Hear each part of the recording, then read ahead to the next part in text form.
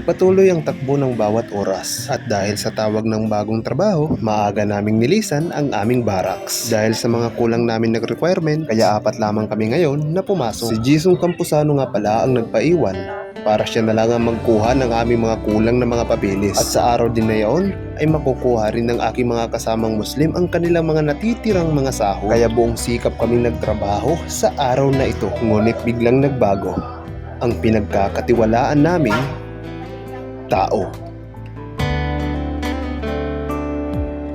Habang nasa loob kami ng trabaho ay sinabihan ko na ang aking mga kaibigang Muslim na ang pirang matatanggap nila na kanilang sahod sa kanilang dating trabaho ay ipalagay na lang sa GCash tulad ng nakaraan. Subalit nagkagulatan kaming lahat kung bakit si Jisung Campuzano ang nag-claim ng mga sahod ng aking mga kasama at gumawa pa siya ng authorization letter na ikinagulat din nila. Buong tiwala ng mga kasama ko na nasa mabuting kamay ang lahat ng mga pira nila. Subalit dumating ang gabi nang nagsiuwian ng aking mga kasama ay wala silang nadat ng Jisung Campuzano at wala na rin ang kanyang mga gamit sa aming barracks. Nagkataon din na dumiretso ako ng Santa Ana kaya tumawag na lang sila sa akin na umiiyak at nagsasabi na itinakbo ni Jisung Campuzano ang lahat ng mga sahod nila na nagkakahalaga lamang ng 12,000 pesos. Wala nang magawa ang aking mga kasama at dahil sa wala na rin makain ng mga gabi na yon ay pumunta na lamang sila sa opisina ng aming dating trabaho at doon ay binigyan sila ng 500 makaraos lang. Makalipas ang isang araw ay umuwi ang aking mga kasama sa kanilang mga kamag-anak at naiwan lamang sa barracks ang aking mga gamit. Kaya naman agad akong bumalik sa barracks. Subalit ito ang mga nadatnan ko.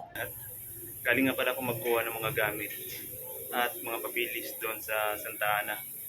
At kagabi isang hindi inaasahan na pangyayari ang naganap dito sa aming barracks kasama ng aking mga kaibigan ng mga Muslim. Yung mga pinapakita ko sa inyo. Ngayon ay kakauwi pa lang dito sa barracks at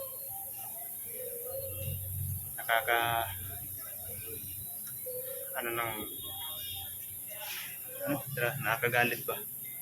Kasi pag uwi ko, wala na yung iba kong mga mahalagang gamit. Tapos, yung gamit ko nakakalat.